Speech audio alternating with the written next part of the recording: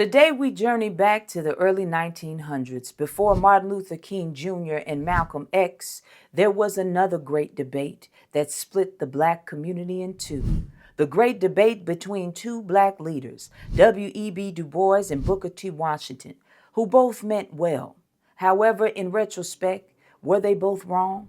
Let's find out. You see, it was more than a disagreement about education levels or access to work. It was a question of survival, strategy, and black progress. So imagine it. It's 1903. The ink is still drying on W.E.B. Du Bois' collection of essays, The Souls of Black Folk. In it, Du Bois puts forth an idea that would shape black thought for generations. Du Bois believed in higher education, in cultivating a vanguard, a class of black intellectuals, artists, and professionals who would lead the race to liberation. After centuries of bondage, he argued that what the race needed was not more laborers, but leaders.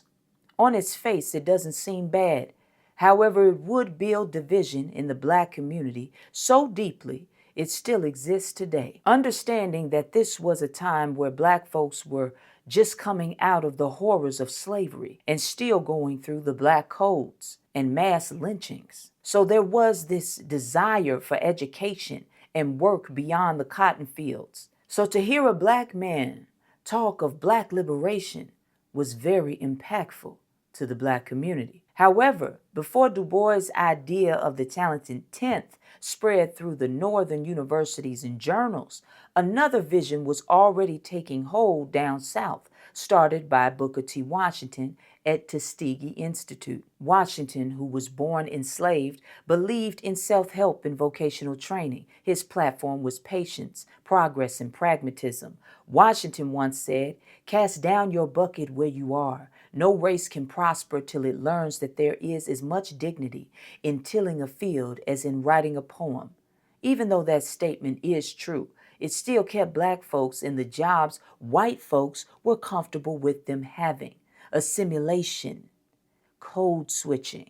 That's where this began. Du Bois responded to Booker on the subject by saying, "Booker, dignity is not submission.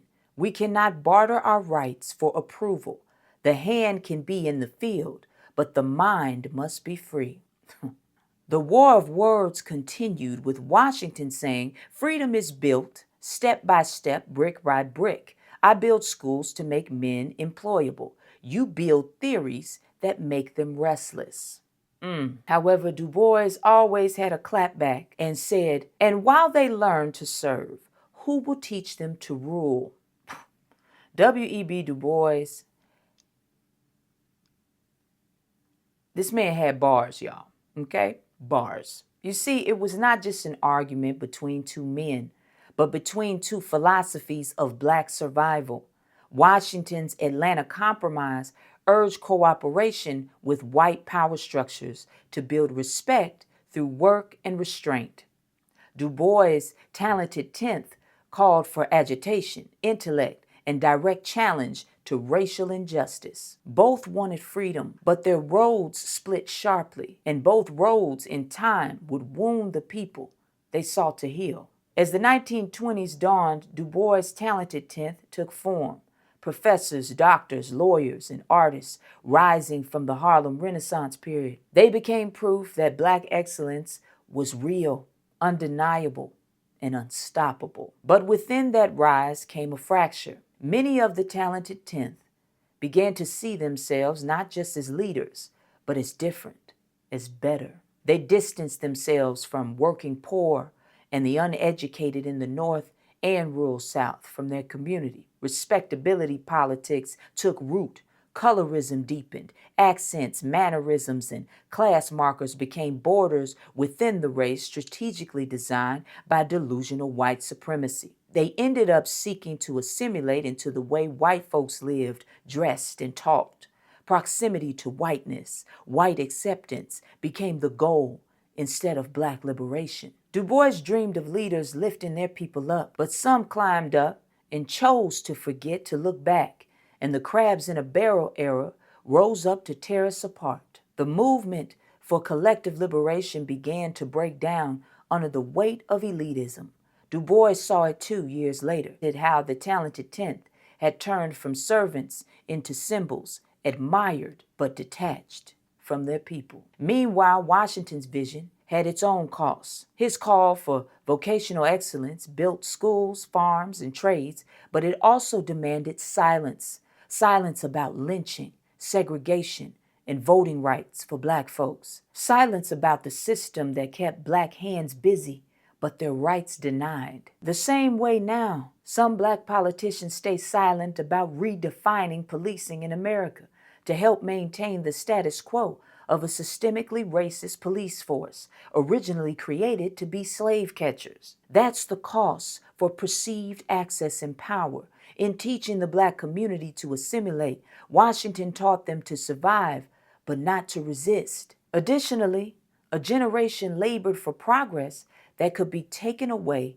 with a single law, a single racist mob, or a single vote, and it did. Both men thought they were teaching us the right way.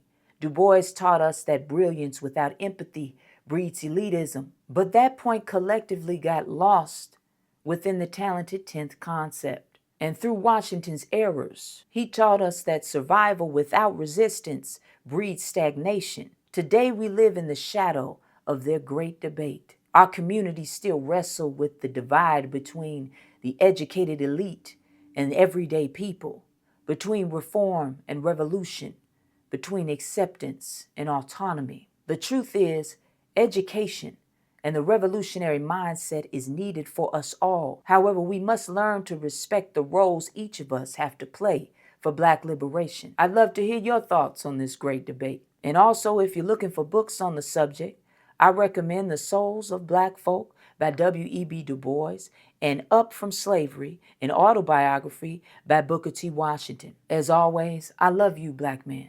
I love you, Black woman. Knowledge is power. Power to the people. Say it loud.